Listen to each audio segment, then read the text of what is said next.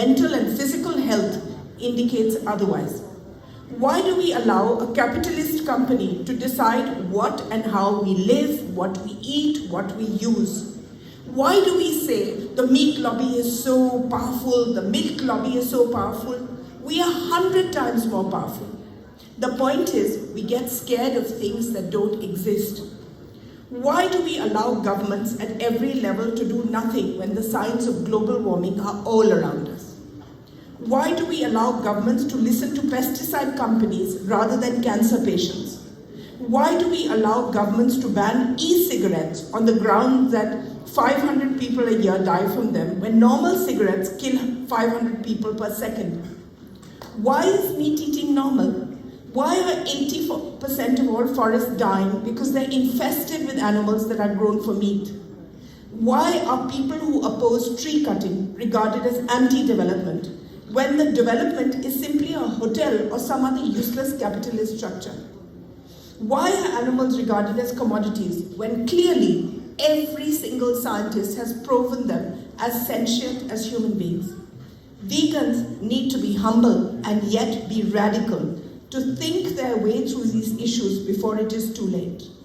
Veganism so far is in danger of degenerating as into something like an individual lifestyle choice, ethical consumerism. So animal liberation becomes reduced to a choice of products to make us feel guilt-free that we are doing our bit.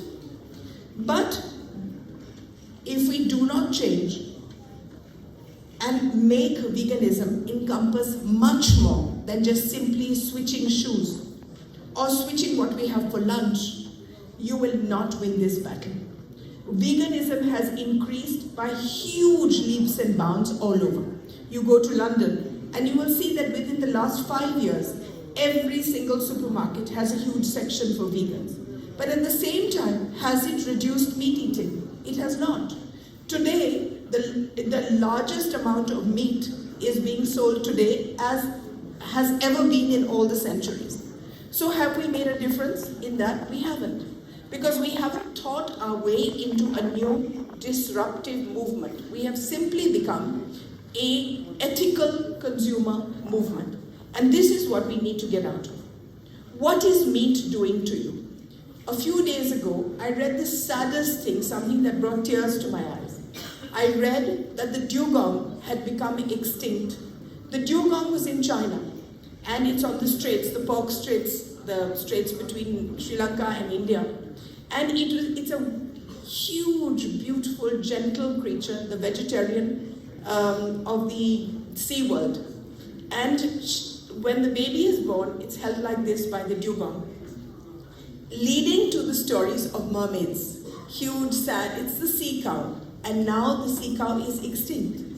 As Dr. Rao said, so many species have become extinct in our time. I too have a granddaughter who says, "What's this? Did we ever have this?" I said, "Yes, we did. I saw it.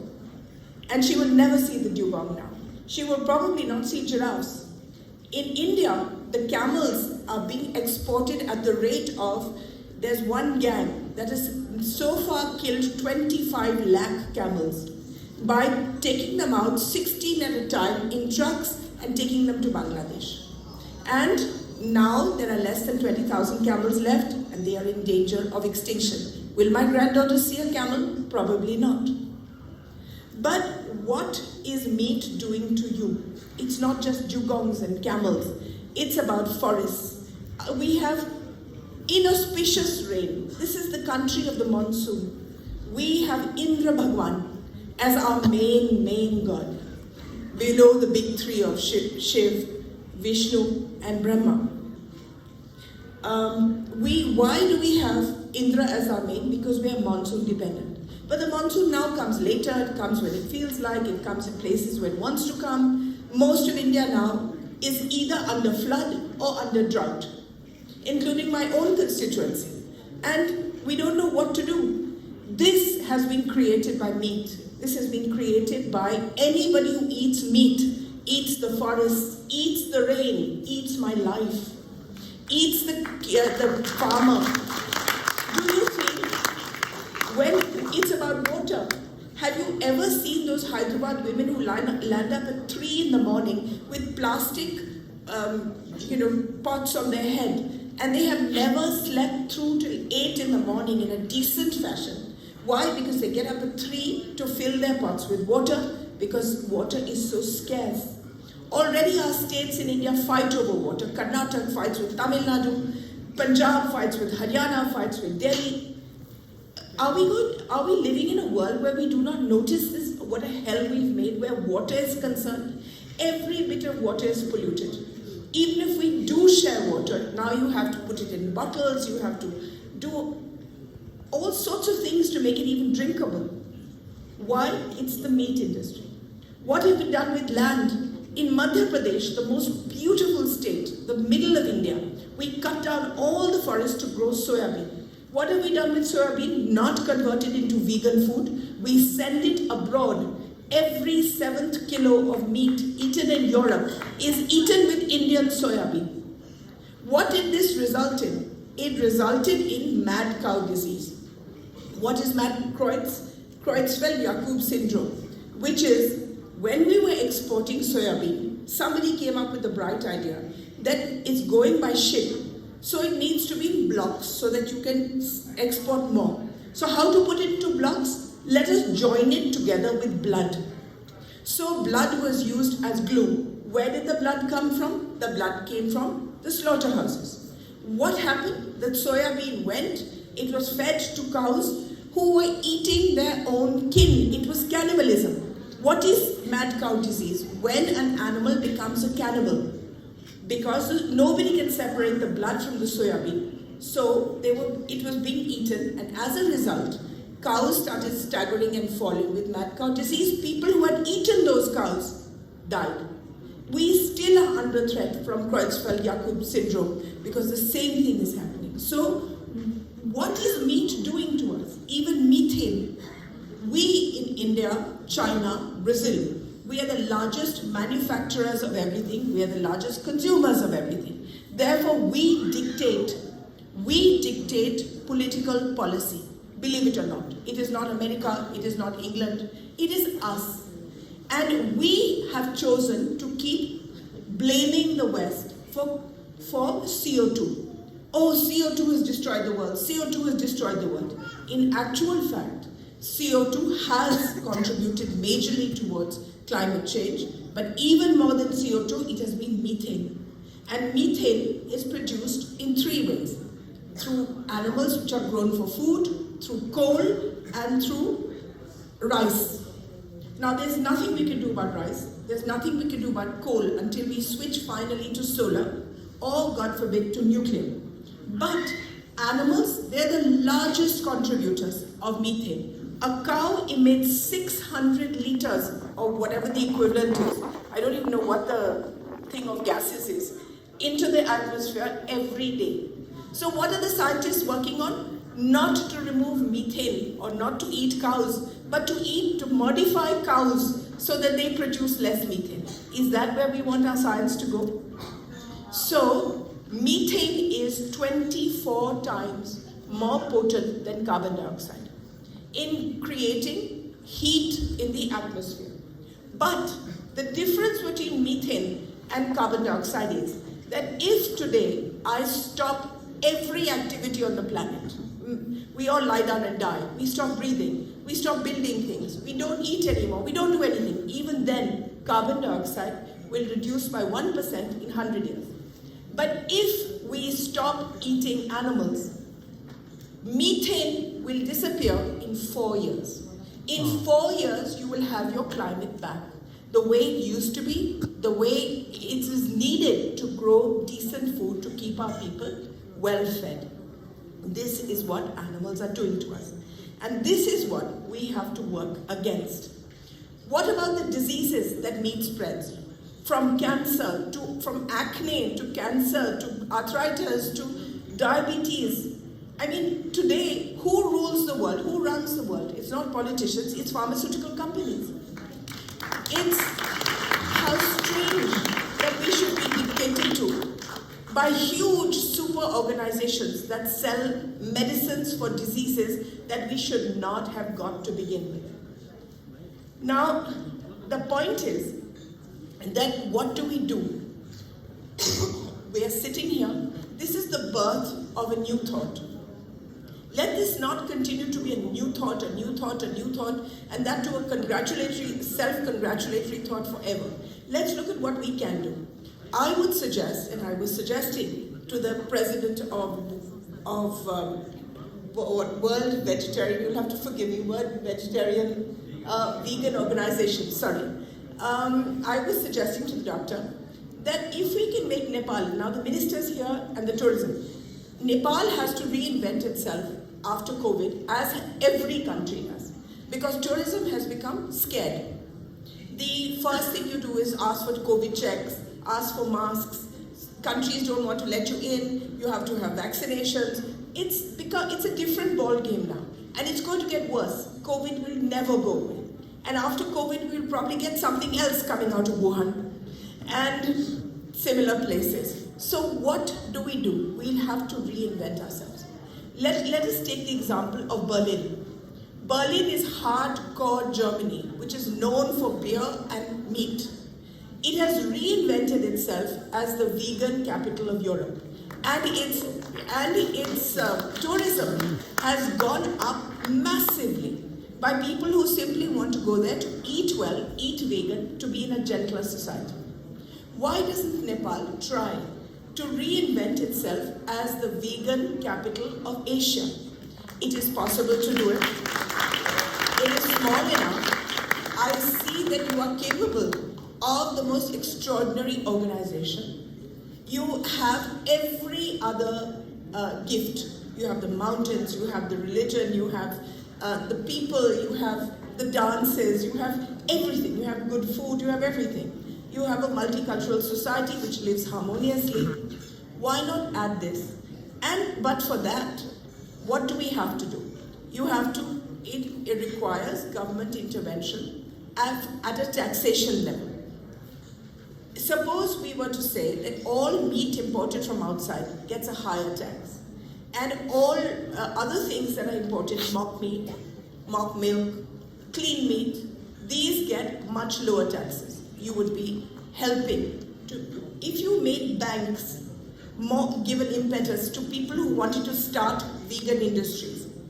If you had, if you had a closer look at slaughterhouses. Sri Lanka banned all slaughterhouses, and they didn't do too badly. Of course, they went bankrupt for different reasons, but they banned all slaughterhouses because they just said it went against our religion, and we do as an island, and a small island, we simply cannot afford this kind of filth. We cannot afford the pollution of water. We cannot afford this kind of open suffering. Maybe Nepal could do the same.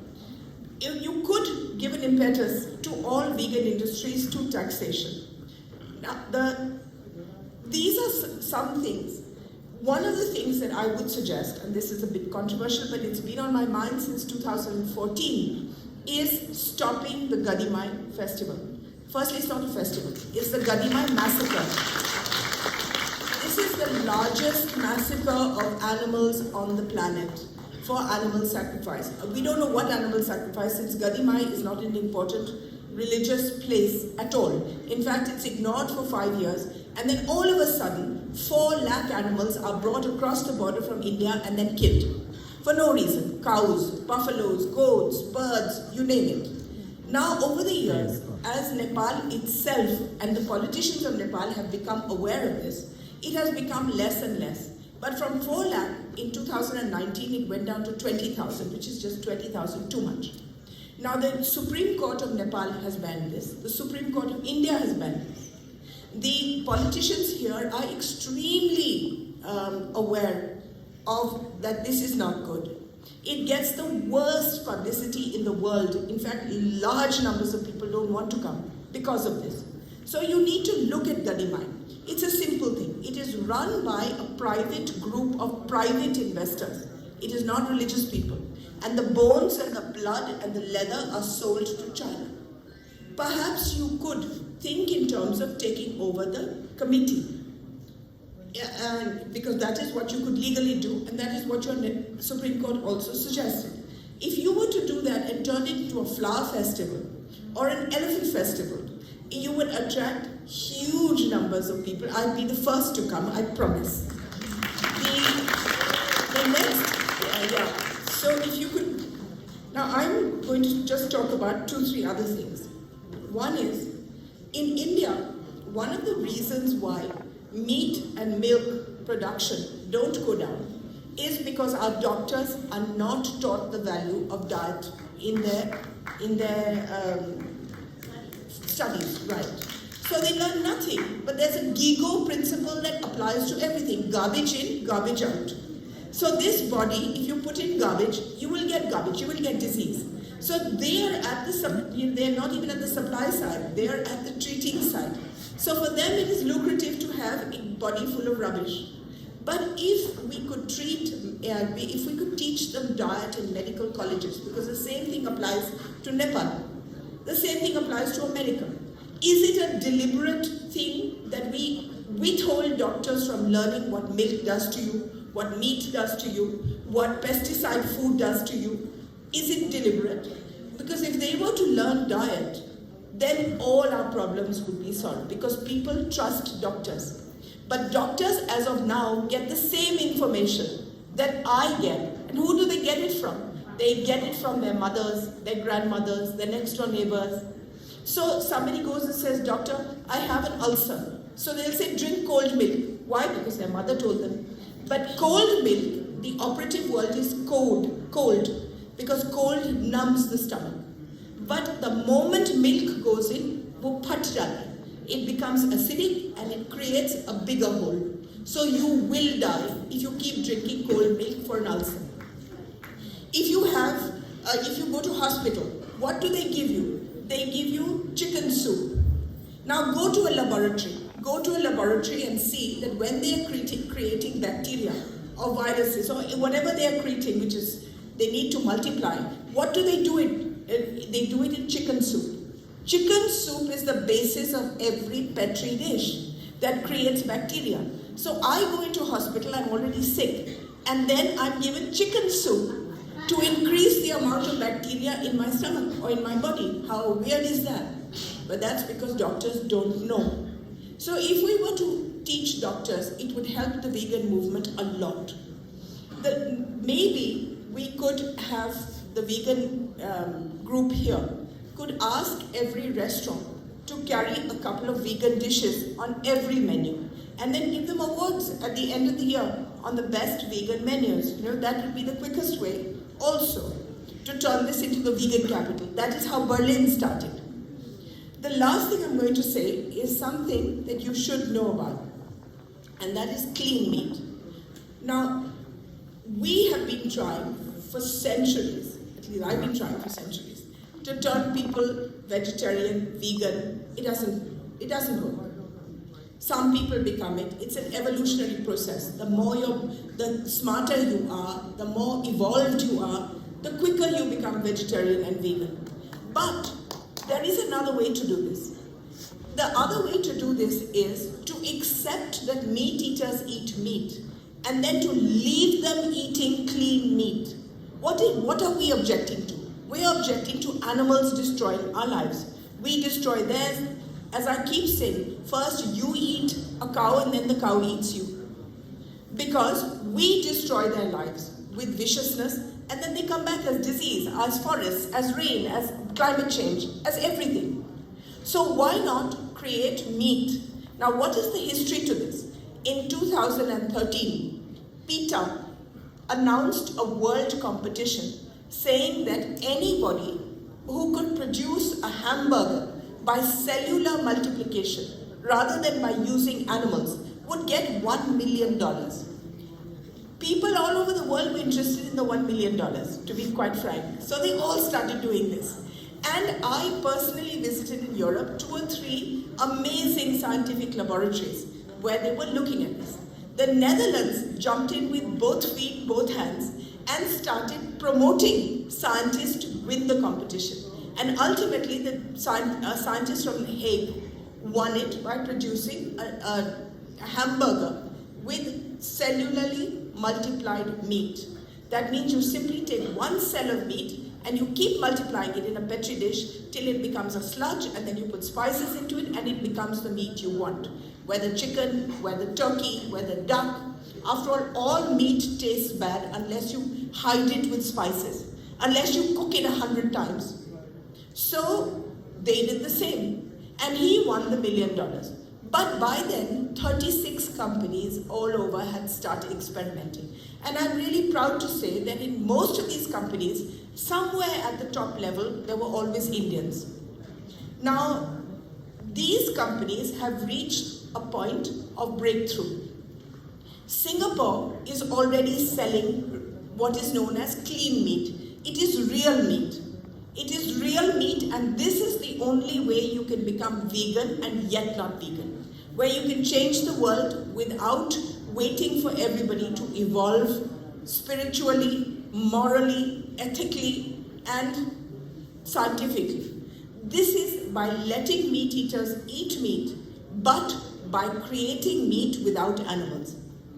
2 boys in America have already made the breakthrough onto milk, real milk without using any cows. It's called perfect milk. First they used to call it moo-free, now it's called perfect milk. And they are selling it. Unfortunately, the companies buying it are using it simply as yogurt. But why not import it? Or why not teach our people? In India, when I was a minister a few years ago, the government of Mr. Modi was kind enough to agree to give 5 crore rupees as a startup to the Indian Institute of Cellular Microbiology to start working on cell multiplication. If you could even join us in this venture, so that within 2 years from now, so that we meet Dr. Rao's 2026 deadline, 2 years from now, we can all be, not me, but anybody who wants to eat meat can eat meat without having animals. The moment you start reducing buffaloes, goats, cows, poultry, fish, the moment you reduce it, the world comes back to normal and people eat what they want to eat. If you cannot stop a meat eater from eating meat, let us at least give him what is known as cruelty-free, disease-free, bacteria-free, everything, immorality-free meat. So this is another way of actually reaching the goal we want to reach. I know that this is inappropriate at a vegan conference, but I do believe that we should know this because of mock meat, mock milk is already here. It's delicious, but it's a temporary phenomenon. How do we get more people to eat it? Not just amusement. A lot of meat eaters eat it once a week, once a month. It's amusing. Even vegetarians, vegans, hardly eat mock meat. We've got, in this part of the world, we have so many vegetables, we have so much, we're spoiled for choice.